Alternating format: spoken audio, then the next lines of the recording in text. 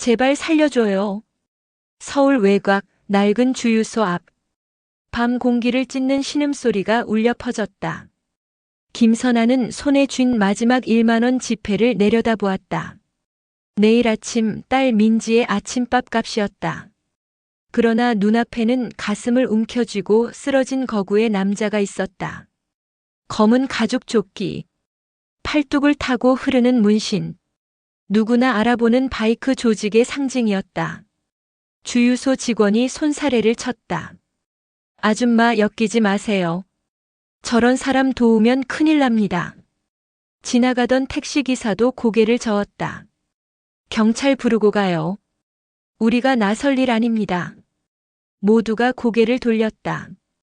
아무도 그에게 다가가지 않았다. 선아의 발걸음이 멈췄다. 지갑 속 10,000원짜리가 손끝에서 떨렸다. 내일 아침 민지가 엄마 배고파라고 말할 얼굴이 떠올랐다. 그러나 동시에 3년 전 그날도 떠올랐다. 겨울 골목길에서 쓰러진 할머니. 사람들은 그냥 지나쳤고 선아도 그랬다. 누군가 신고했겠지. 그렇게 생각하며 발걸음을 옮겼다. 다음 날 뉴스에서 그 할머니의 부고를 봤을 때 가슴 한쪽이 무너져 내렸다. 그때 내가 멈췄더라면. 후회는 3년이 지난 지금도 그녀를 괴롭혔다. 선아는 깊게 숨을 들이켰다. 그리고 주유소 안으로 뛰어들어갔다. 응급약 있어요? 물이랑 같이요. 직원은 황당하다는 표정으로 물품을 내밀었다. 선아는 떨리는 손으로 마지막 10,000원을 내밀었다. 민지의 아침밥 대신 낯선 남자의 생명을 택한 순간이었다.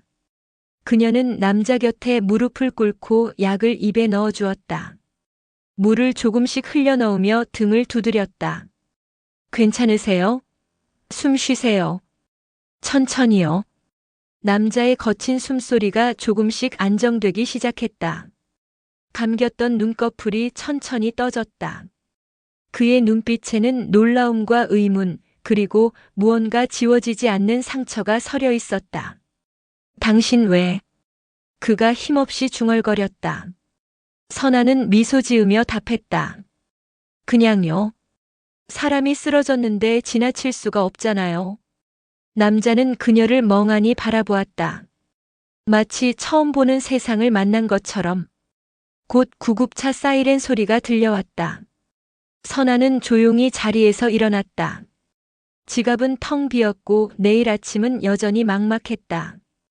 그러나 이상하게도 가슴 한쪽이 따뜻했다. 민지한테 뭐라 설명하지.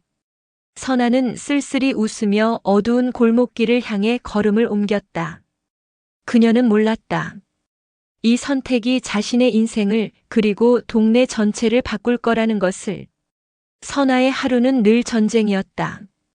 새벽 5시 알람이 울리기 전에 눈이 떠진다. 몸은 이미 시간을 기억하고 있었다. 좁은 원룸 부엌에서 밥을 짓고 계란 하나로 민지의 도시락을 만든다. 자신의 몫은 어제 남은 김치 몇 조각이 전부다. 민지야 일어나야지. 딸의 작은 어깨를 흔들면 민지는 눈을 비비며 일어난다. 엄마 오늘도 일해? 응. 엄마 힘내서 다녀올게. 민지를 어린이집 앞에 내려주고 선아는 첫 번째 전쟁터로 향한다. 낮 12시까지 이어지는 편의점 아르바이트. 진열, 정리, 손님 응대, 재고 확인. 쉴 틈 없이 움직인다. 허리는 끊어질 듯 아프지만 멈추면 안 된다. 아줌마 담배 한 보루요. 네 손님. 여기 있습니다.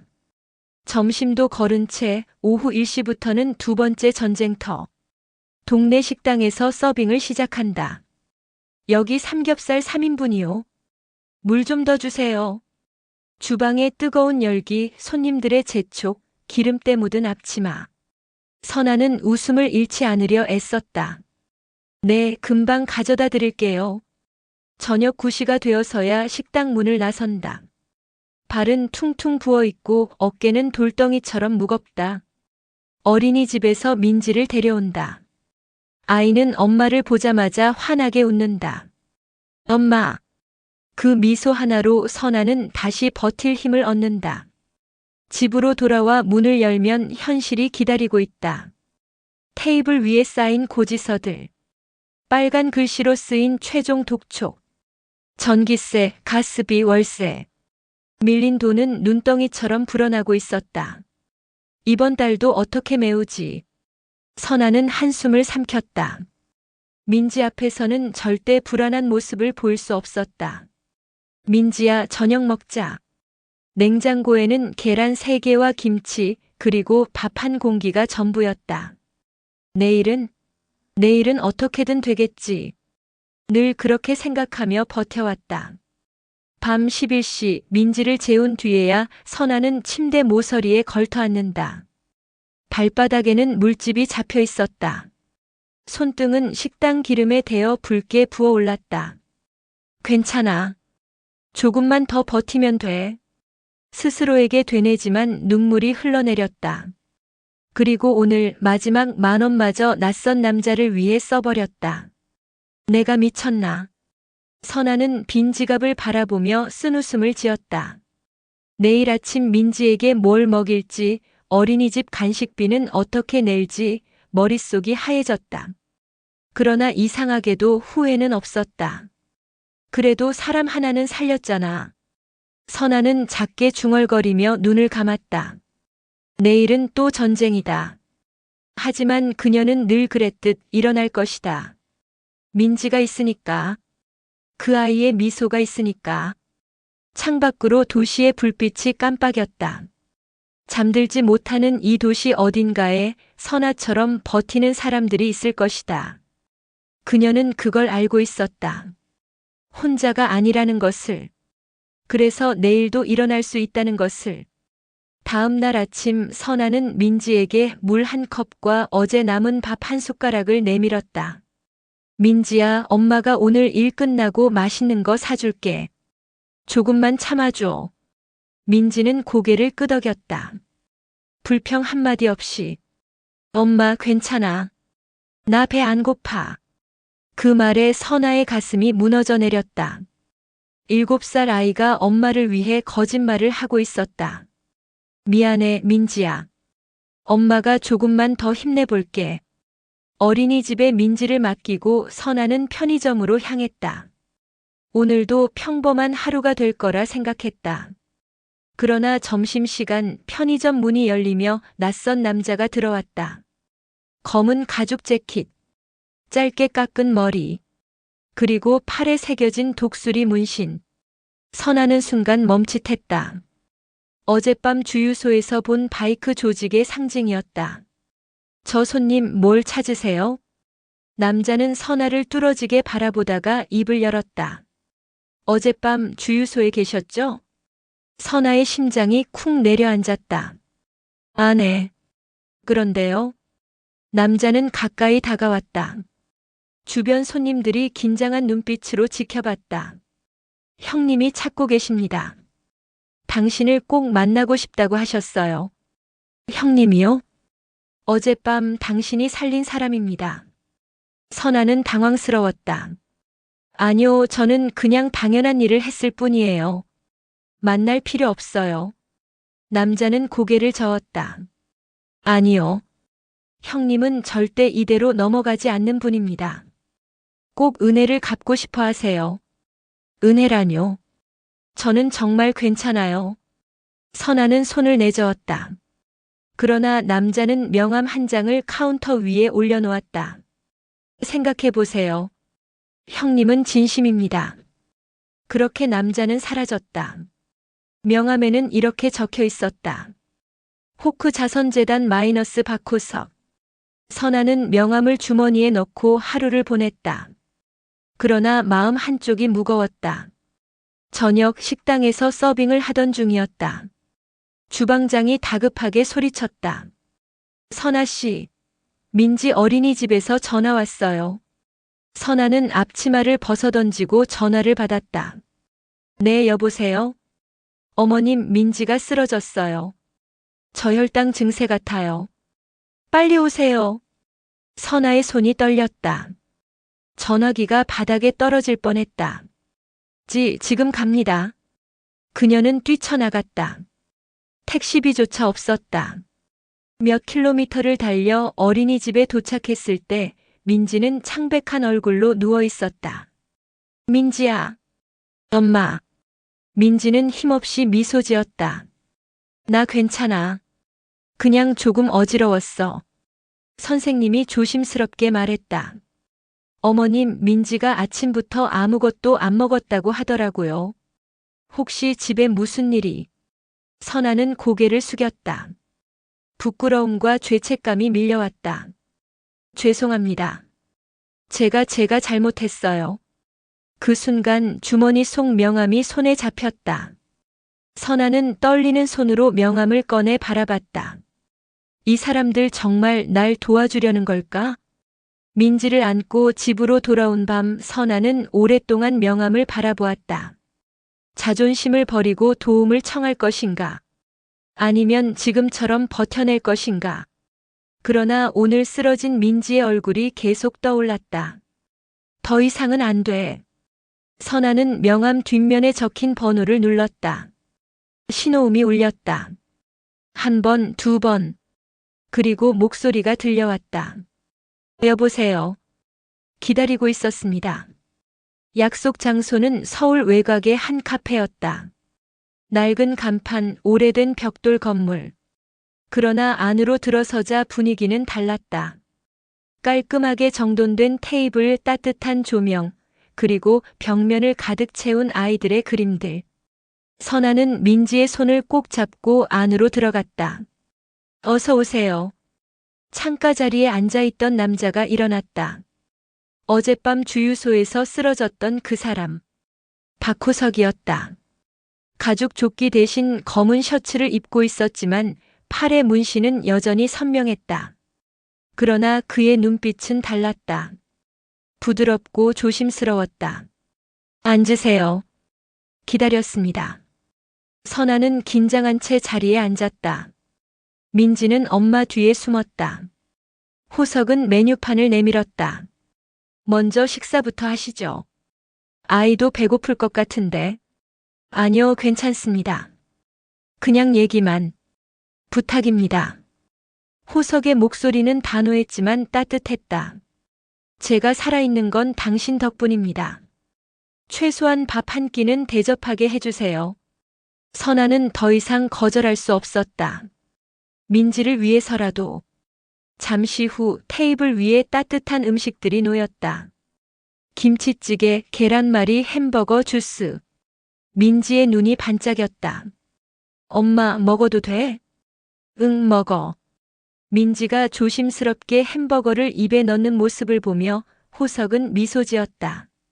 예쁜 딸이네요. 몇 살이에요? 7살이요. 민지가 작게 대답했다. 호석의 눈빛이 잠시 흔들렸다.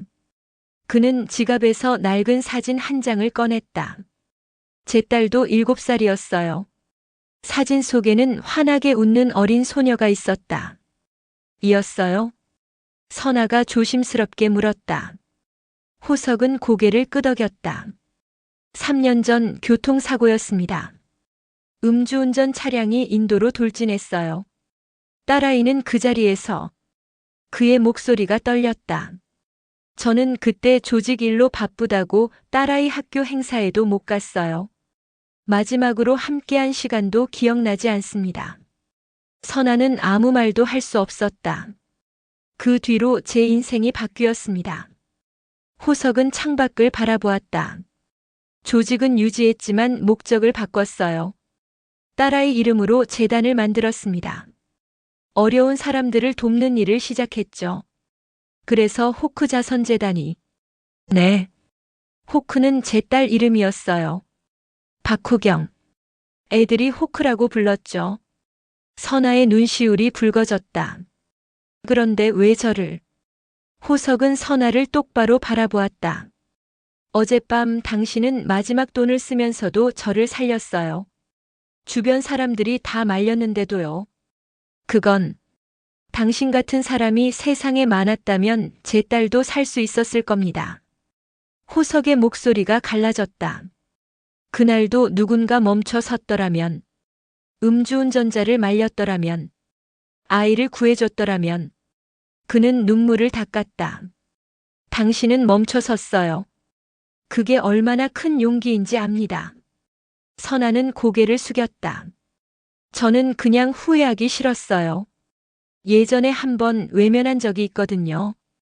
그래서 더 대단한 겁니다. 호석은 봉투 하나를 꺼내 테이블 위에 올려놓았다. 이건 당신이 받아야 할 것입니다. 뭔데요? 당신의 용기에 대한 감사입니다. 그리고 앞으로 우리 재단과 함께 일할 제안서입니다. 선아는 봉투를 열었다. 안에는 현금과 서류가 들어있었다. 이건 너무. 당신 같은 사람이 우리 재단에 필요합니다. 함께 세상을 바꿔나갈 사람이요. 호석은 진심 어린 눈빛으로 말했다. 생각해 보세요. 제 번호는 알고 계시죠? 언제든 연락 주세요. 선아는 떨리는 손으로 봉투를 쥐었다. 이게 꿈일까 현실일까? 민지가 햄버거를 다 먹고 환하게 웃었다. 엄마 맛있어. 그 미소를 보며 선아는 깨달았다. 이건 기회다. 새로운 시작의 기회. 이틀 후 이른 아침이었다. 빌라 골목에 굉음이 울려 퍼졌다. 으드드드득. 수십 대의 오토바이가 일렬로 늘어서며 골목을 가득 메웠다. 검은 가죽 조끼를 입은 남자들이 바이크에서 내렸다. 창문마다 커튼이 흔들렸다. 주민들이 숨죽여 밖을 내다보았다. 저게 뭐야? 바이크 조직이잖아. 왜 여기 온 거야? 박 여사가 복도로 뛰쳐나왔다. 이게 무슨 일이야? 여기 애들도 사는데. 그러나 바이크 조직원들은 움직이지 않았다. 마치 누군가를 기다리는 듯 했다. 그때 선아가 민지의 손을 잡고 현관문을 열었다. 엄마, 저 사람들 왜 와 있어? 모르겠어. 가만히 있자. 순간 모든 시선이 선아에게 쏠렸다. 호석이 바이크에서 내리며 선아에게 다가왔다. 김선아 씨, 잠깐 얘기 좀 할 수 있을까요? 주민들이 웅성거렸다. 저 여자, 저 사람들이랑 아는 사이야? 뭔 일이 있었던 거 아냐? 박 여사가 선아 앞을 가로막았다. 선아 씨, 이게 무슨 일이에요? 왜 저런 사람들이 여기 온 거예요? 선아는 당황했다. 저도 잘 모르겠어요. 호석이 차분하게 말했다. 걱정하지 마세요. 우리는 해를 끼치러 온 게 아닙니다. 믿을 수 있나요? 당신들 바이크 조직 아니에요? 박 여사의 목소리는 떨렸다. 호석은 고개를 끄덕였다. 맞습니다. 하지만 우리는 자선재단을 운영하고 있습니다. 이분이 제 생명을 구해줬어요. 생명을? 주민들이 수군거렸다. 무슨 소리야? 설마 선아 씨가? 호석은 봉투 하나를 꺼내 선아에게 건넸다. 이건 약속드린 대로 당신에게 드리는 것입니다. 그리고 그는 주민들을 돌아보았다. 오늘부터 우리 재단은 이 동네를 지원할 것입니다. 김선아 씨의 용기에 보답하는 의미로요. 주민들은 서로를 바라봤다. 믿기지 않는다는 표정이었다. 지원이라니요? 수리가 필요한 곳, 도움이 필요한 가정, 아이들 교육 지원. 무엇이든 말씀하세요. 호석의 목소리는 진지했다. 그러나 박 여사는 고개를 저었다. 아니요. 우리는 그런 거 필요 없어요. 그냥 돌아가 주세요. 다른 주민도 맞장구 쳤다. 맞아요. 우리끼리 잘 살고 있었어요. 괜히 연루되고 싶지 않아요. 선아는 가슴이 답답했다. 여러분, 이 사람들은 정말 좋은 뜻으로. 선아 씨. 한 주민이 날카롭게 말했다. 당신 때문에 우리 동네가 이상한데 얽히는 거예요. 제발 조용히 살아요. 선아는 할 말을 잃었다. 민지가 엄마 치마를 꼭 잡았다. 엄마. 호석이 앞으로 나섰다. 우리가 불편을 드린 것 같습니다. 죄송합니다. 그는 조직원들에게 손짓했다. 오늘은 이만 돌아가겠습니다. 하지만 우리의 제안은 여전히 유효합니다. 바이크들이 다시 시동을 걸었다. 굉음과 함께 골목을 빠져나갔다. 조용해진 골목. 주민들은 하나둘 집으로 들어갔다. 선아만 홀로 서 있었다. 손에는 호석이 건넨 봉투가 쥐어져 있었다. 박 여사가 지나가며 차갑게 말했다. 선아 씨, 당신 정말 조심해야 할 거예요. 저런 사람들이랑 얽히면 큰일 나요. 문이 닫혔다. 선아는 민지를 안고 집으로 들어갔다. 봉투를 열어보니 밀린 월세를 갚고도 남을 돈이 들어 있었다. 그리고 재단의 정식 채용 제안서. 엄마, 저 아저씨들 나쁜 사람이야? 민지가 물었다. 선아는 고개를 저었다. 아니야. 좋은 사람들이야. 그런데 사람들이 오해하고 있는 것 같아. 창밖으로 골목이 보였다. 닫힌 문들, 드리워진 커튼들. 선아는 한숨을 쉬었다. 어떻게 해야 하지? 일주일이 흘렀다. 선아는 골목에서 투명인간이 되었다. 안녕하세요. 인사를 해도 주민들은 고개를 돌렸다. 아이들은 민지를 피했다. 민지야, 같이 놀자. 안 돼. 엄마가 너랑 놀지 말래. 민지는 울먹이며 집으로 돌아왔다. 엄마, 나 왜 친구들이 안 놀아줘? 선아는 딸을 안아주며 눈물을 참았다. 괜찮아. 곧 다 이해해 줄 거야. 그러나 상황은 나아지지 않았다. 편의점에서도 식당에서도 수군거림이 들렸다. 저 여자 때문에 동네에 조직 폭력배들이 오는 거래. 무서워서 밤에 나갈 수도 없어. 선아는 이를 악물고 일했다. 호석의 제안을 받아들일까 고민했지만 주민들의 시선이 더 차가워질까 두려웠다. 그러던 어느 날 저녁, 골목 입구에서 비명소리가 들렸다. 도와주세요. 선아가 뛰쳐나가 보니 박 여사가 쓰러져 있었다. 장을 보다가 계단에서 미끄러진 것이었다. 아줌마. 선아가 달려갔지만 다른 주민들은 망설였다. 구급차 불러야 하는 거 아냐? 누가 전화해. 그때 굉음과 함께 바이크 한 대가 골목에 들어섰다. 호석이었다. 무슨 일이에요? 사람이 쓰러졌어요. 호석은 즉시 전화를 걸었다. 응급실로 연결해 주세요. 위치는? 그는 박 여사를 조심스럽게 들어 올렸다. 제 바이크로 병원까지 모시겠습니다. 구급차보다 빠를 겁니다. 주민들이 숨죽여 지켜봤다.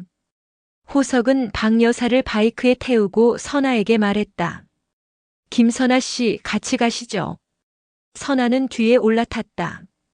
바이크는 골목을 빠져나가 병원을 향해 질주했다. 응급실 문이 열리고 의료진이 박 여사를 받았다. 골절상했습니다. 다행히 생명에는 지장 없어요. 선아는 안도의 한숨을 쉬었다. 호석은 조용히 옆에 서 있었다. 걱정 마세요. 치료비는 우리 재단에서 처리하겠습니다. 왜 이렇게까지 해주시는 거예요? 아줌마는 당신을 경계했는데. 호석은 쓸쓸히 웃었다. 저도 한때는 편견의 대상이었습니다. 사람들이 저를 보는 눈빛 잘 압니다. 그는 창밖을 바라봤다. 하지만 행동으로 보여주는 수밖에 없어요. 우리가 정말 무엇을 하는 사람들인지. 다음 날 아침, 박 여사가 퇴원했다. 깁스를 한 채 목발을 짚고 골목으로 돌아왔다. 주민들이 몰려들었다. 아줌마, 괜찮으세요? 많이 놀랐죠? 박 여사는 고개를 끄덕이며 말했다. 다들 미안해요. 제가 잘못 생각했어요. 무슨 말씀이세요? 그 바이크 조직 사람들이요. 나쁜 사람들이 아니었어요. 박 여사의 목소리가 떨렸다. 병원비도 다 내줬고 집까지 데려다 줬어요. 제가 무시하고 욕했는데도. 주민들은 서로를 바라봤다. 한 주민이 조심스럽게 물었다. 정말 좋은 사람들인 거예요? 제 눈으로 봤어요. 저 사람들 진짜 재단 운영하고 있더라고요. 어려운 사람들 돕는. 박 여사는 선아를 바라봤다. 선아 씨 미안해요. 당신이 옳았어요. 선아는 눈물을 글썽였다. 아니에요. 괜찮아요. 그날 저녁 호석이 다시 골목을 찾았다. 이번엔 바이크가 아닌 작은 밴을 타고 왔다. 뒤에는 식료품 상자들이 가득했다. 선아 씨, 주민분들께 드릴 물품입니다. 받아주시겠어요? 주민들이 하나둘 문을 열었다. 박 여사가 앞으로 나섰다. 감사합니다. 그리고 죄송합니다. 호석은 고개를 저었다. 괜찮습니다. 이해합니다. 우리도 오해받을 만한 외모니까요. 그는 미소 지었다. 앞으로 천천히 보여드리겠습니다. 우리가 어떤 사람들인지. 골목에 따뜻한 공기가 흘렀다. 민지가 선아의 손을 잡았다. 엄마, 이제 친구들이랑 놀 수 있어? 그럼 우리 민지. 선아는 딸을 안아 올렸다. 하늘에는 별이 빛나고 있었다. 그러나 평화는 오래가지 않았다. 사흘 후 골목 입구에 낯선 남자들이 나타났다. 양복을 입었지만 눈빛은 날카로웠다. 손에는 서류 가방이 들려 있었다. 여기 빌라 주민분들 계시죠? 주민들이 하나둘 모여들었다. 누구세요? 양복 입은 남자가 명함을 내밀었다. 저희는 5억 원 설입니다. 이 지역 재개발 사업 담당자입니다. 재개발요? 박 여사가 놀라 물었다. 네. 이 빌라 일대가 재개발 예정 지역으로 선정됐습니다. 3개월 내로 이주하셔야 합니다. 주민들이 술렁였다. 갑자기 무슨 소리예요? 우리한테 아무 통보도 없었는데요. 남자는 냉정하게 대답했다. 공문은 발송했습니다. 확인 안 하신 건 주민분들 책임입니다. 보상은요? 이주비는요? 법정 최소 금액으로 지급됩니다. 자세한 사항은 구청에 문의하세요. 남자들은 그렇게 사라졌다. 골목은 패닉에 빠졌다. 3개월 안에 어디로 가라는 거야? 이주비로는 전셋집도 못 구해. 애들 학교는 어떻게 하고? 선아도 충격을 받았다. 겨우 안정을 찾았는데 또다시 위기가 닥친 것이다. 그날 밤 주민 비상회의가 열렸다. 낡은 빌라 1층 공동공간에 주민들이 모였다. 우리 어떻게 해야 해? 싸워야죠. 이렇게 당할 순 없어요. 어떻게 싸워요? 상대는 대기업인데. 절망이 공기를 짓눌렀다. 그때 선아가 입을 열었다. 제가 아는 분께 도움을 요청해 볼게요. 누구요? 호크 재단이요. 그분들이라면 방법을 알지 않을까요? 순간 분위기가 싸늘해졌다. 한 주민이 냉소적으로 말했다. 또 그 조직 폭력배들이요? 선아 씨, 정신 차려요. 그분들은 조직 폭력배가 아니에요. 자선재단이라고요. 겉만 그렇게 포장한 거죠. 결국 뒤에는 더러운 돈이 있을 거예요. 박 여사가 나섰다. 아니에요. 저 사람들은 진짜 날 도와줬어요. 아줌마는 속은 거예요. 나중에 무슨 대가를 요구할지 몰라요. 말다툼이 격해졌다. 그럼 다른 방법이라도 있어요? 없어도 저런 애들한테 빌붙을 순 없어요. 우리 동네가 조폭 동네로 낙인 찍히면 어쩌려고요? 선아는 답답했다. 편견이에요. 그분들을 제대로 알지도 못하면서. 선아 씨. 한 남자 주민이 소리쳤다. 당신 혼자만 좋은 사람인 척 하지 마세요. 당신 때문에 우리가 얼마나 불편했는데. 저는 그냥 당신이 그 사람들 불러들인 거잖아요. 처음부터 당신만 조용히 있었으면 아무 일도 없었어요. 민지가 구석에서 엄마를 바라보며 울기 시작했다. 선아는 떨리는 목소리로 말했다. 죄송해요. 제가 문제였네요. 그녀는 민지를 안고 회의장을 나왔다.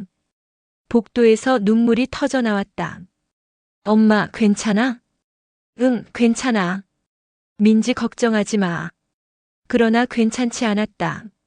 선아는 핸드폰을 꺼내 호석의 번호를 바라봤다. 전화해야 할까? 아니면 그냥 포기해야 할까? 고민하던 그때 핸드폰이 울렸다. 호석이었다. 김선아 씨 재개발 소식 들었습니다. 괜찮으세요? 선아는 눈물을 닦았다. 어떻게 아셨어요?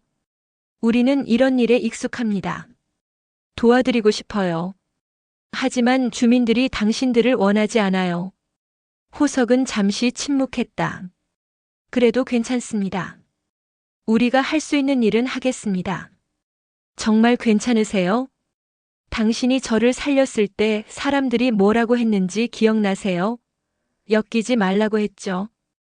호석의 목소리는 차분했다. 하지만 당신은 멈춰 섰어요. 저도 마찬가지입니다.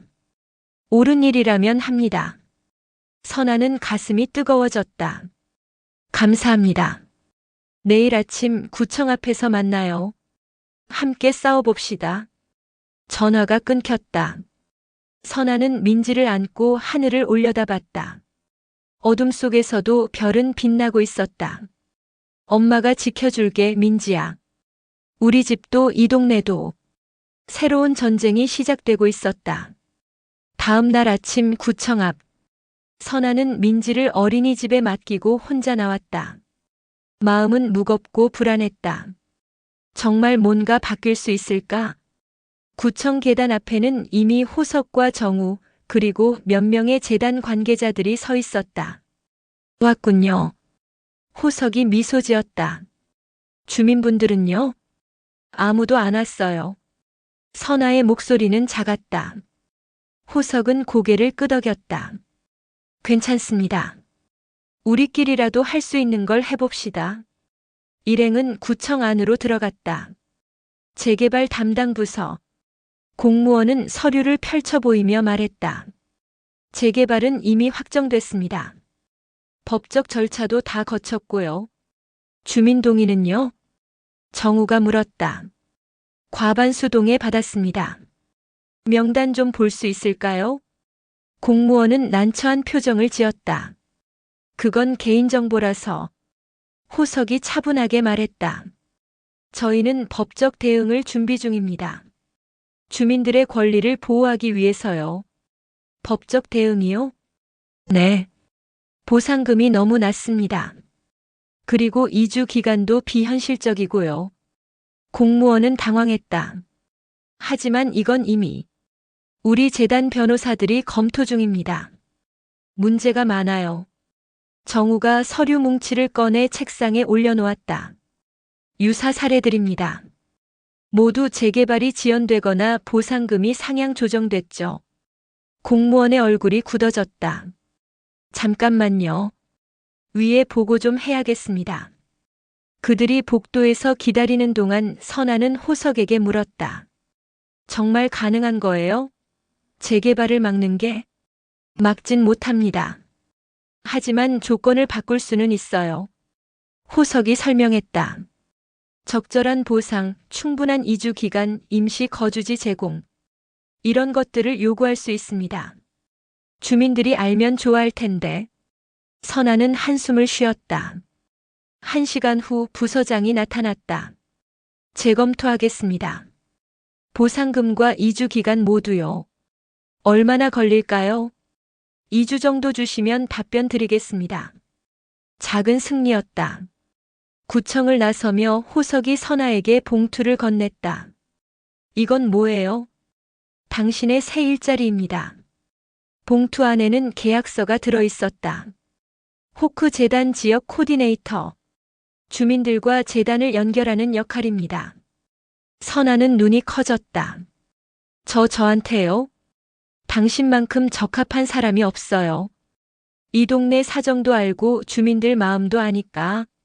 하지만 주민들이 저를 곧 마음을 열 겁니다. 오늘 우리가 한 일을 알게 되면요. 호석은 확신에 찬 목소리로 말했다. 그리고 급여는 현재 2곳에서 일하는 것보다 많습니다. 민지와 보낼 시간도 늘어나고요. 선아의 눈에 눈물이 고였다. 왜 이렇게까지 해주시는 거예요? 호석은 하늘을 올려다봤다. 제 딸이 살아있다면 당신 같은 사람이 됐을 거예요. 남을 돕고 옳은 일을 하는. 그는 선아를 바라봤다. 제가 딸에게 못해준 걸 당신에게 해주고 싶은 겁니다. 선아는 더 이상 참을 수 없었다. 눈물이 흘러내렸다. 감사합니다. 정말 감사합니다. 천천히 생각해 보세요. 급하지 않아요. 그날 저녁 선아는 편의점과 식당에 사직서를 냈다. 사장들은 놀랐다. 선아 씨, 갑자기 왜요? 새 직장을 구했어요. 더 나은 곳으로요. 집으로 돌아와 민지를 안았다. 민지야, 이제 엄마가 저녁에 집에 있을 수 있어. 정말? 매일? 응. 매일 같이 저녁 먹고 재워줄 수 있어. 민지가 환하게 웃었다. 엄마 최고. 선아는 딸을 꼭 안았다. 창밖으로 골목이 보였다. 여전히 닫혀있는 문들, 조심스러운 시선들. 하지만 선아는 알고 있었다. 곧 바뀔 거라는 것을. 천천히 하지만 확실하게. 그녀는 계약서를 펼쳐들고 이름을 적었다. 김선아. 새로운 시작이었다. 벽에 걸린 달력을 보았다. 동그라미 친 날짜. 2주 후 구청의 답변이 나오는 날. 그날이 전환점이 될 거야. 선아는 다짐했다. 주민들에게 증명할 것이다. 호석과 재단이 진짜 어떤 사람들인지, 그리고 함께라면 이길 수 있다는 것을. 민지가 잠든 얼굴을 바라보며 선아는 미소 지었다. 우리 이제 괜찮아질 거야, 민지야. 방 안에 고요함이 흘렀다. 하지만 그 고요함은 폭풍 전의 고요함이었다. 진짜 싸움은 이제부터였다. 2주가 흘렀다. 구청에서 답변이 왔다. 호석과 선아 그리고 몇몇 주민 대표들이 회의실에 모였다. 담당 공무원이 서류를 펼쳤다. 재검토 결과를 말씀드리겠습니다. 보상금은 기존 대비 40% 인상, 2주 기간은 6개월로 연장됩니다. 주민들이 숨을 죽였다. 그리고 임시 거주 지원금도 별도로 지급됩니다. 박 여사가 떨리는 목소리로 물었다. 정말인가요? 네. 법률 검토 결과 기존 조건이 부당하다는 결론이 나왔습니다.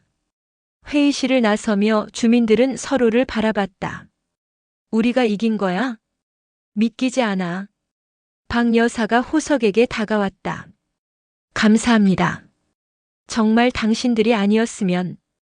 호석은 고개를 저었다. 선아 씨가 먼저 움직였습니다. 저희는 도운 것뿐이에요. 주민들의 시선이 선아에게 쏠렸다. 선아는 당황하며 손을 내저었다. 아니에요. 저는 그냥. 한 주민이 다가와 손을 잡았다. 선아 씨 미안했어요. 우리가 오해했어요. 괜찮아요. 이해해요. 이제 알겠어요. 당신이 왜 그 사람들을 믿었는지.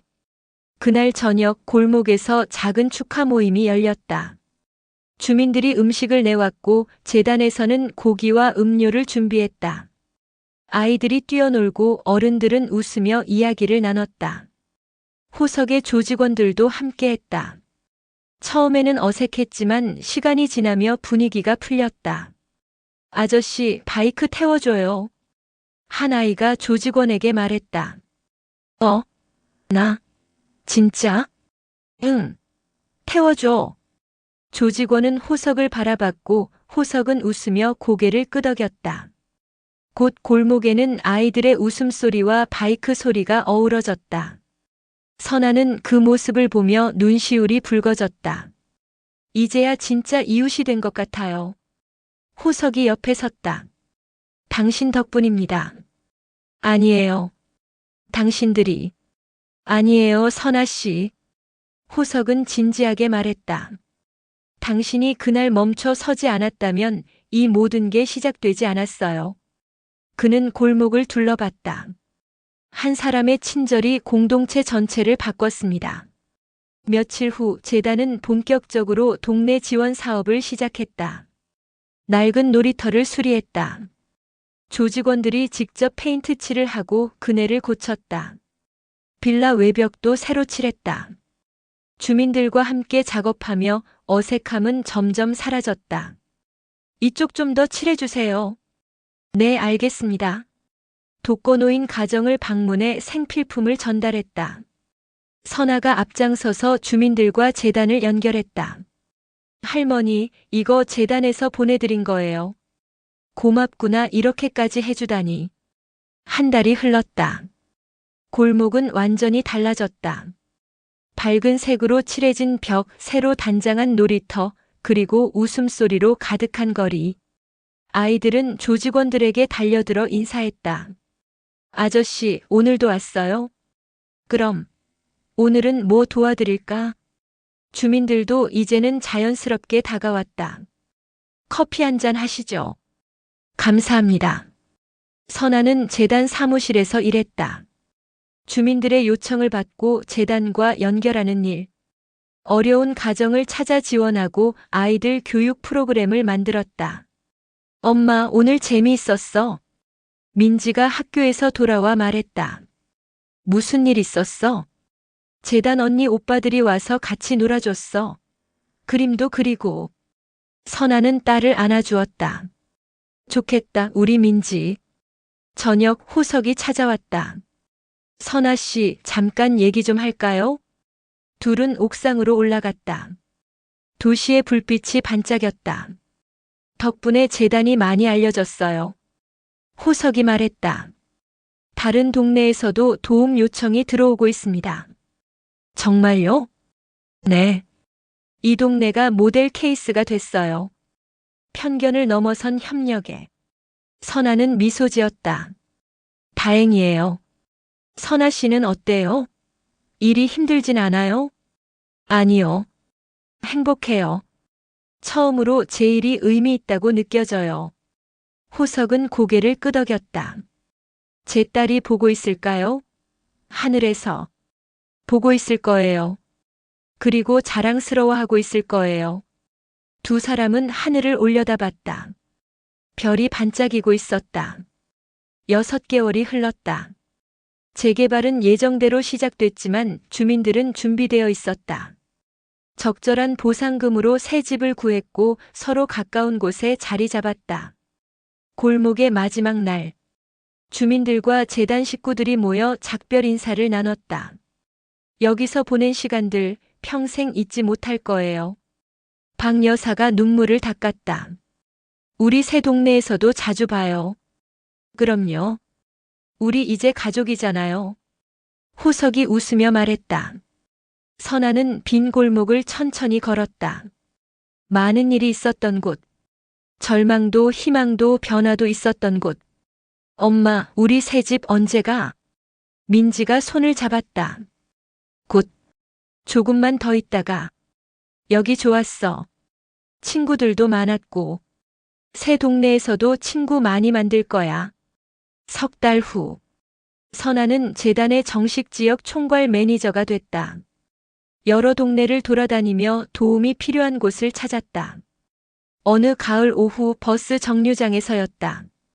젊은 남자가 주머니를 뒤적이며 당황하고 있었다. 교통카드를 어디 뒀지? 사람들은 지나쳤다. 아무도 신경 쓰지 않았다. 선아는 다가갔다. 버스 타셔야 해요? 네, 근데 지갑을 집에 두고 와서. 남자는 부끄러운 듯 고개를 숙였다. 선아는 지갑에서 5만 원을 꺼냈다. 이거 쓰세요. 네. 아니, 괜찮습니다. 괜찮아요.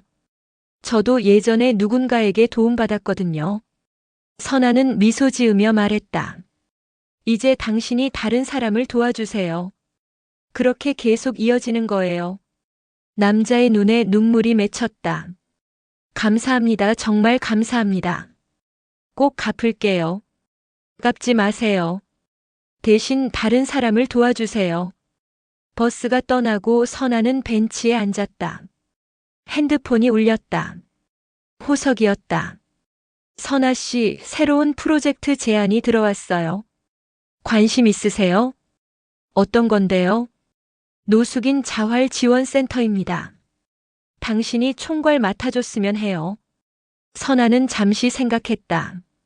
해볼게요. 제가 할 수 있을까요? 당신만큼 적합한 사람 없어요. 당신은 사람들의 마음을 이해하니까. 전화를 끊고 선아는 하늘을 올려다봤다. 구름 사이로 햇살이 쏟아졌다. 그날 저녁 민지와 함께 공원을 걸었다.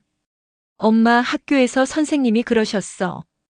남 도와주는 게 제일 중요한 거래. 맞아. 엄마는 항상 남 도와주잖아. 그게 엄마 일이니까. 민지가 자랑스럽게 말했다. 나도 커서 엄마처럼 될 거야. 선아는 딸을 안아 올렸다. 우리 민지 정말 멋진 사람이 되겠네. 응, 엄마처럼. 집으로 돌아가는 길 선아는 문득 생각했다. 1년 전 주유소 앞에서의 그 순간. 마지막 10,000원을 쥐고 고민하던 그 순간. 그때 내린 선택이 자신의 인생을 완전히 바꿨다. 만약 그날 돌아섰다면 아마 지금도 편의점과 식당을 오가며 하루하루 버티고 있었을 것이다. 하지만 멈춰섰다. 손을 내밀었다. 그리고 그 선택이 기적을 만들었다. 민지야. 응. 친절은 절대 손해가 아니야. 선아는 딸의 손을 꼭 잡았다. 그게 우리를 여기까지 데려왔으니까. 그리고 앞으로도 더 멋진 곳으로 데려갈 거야.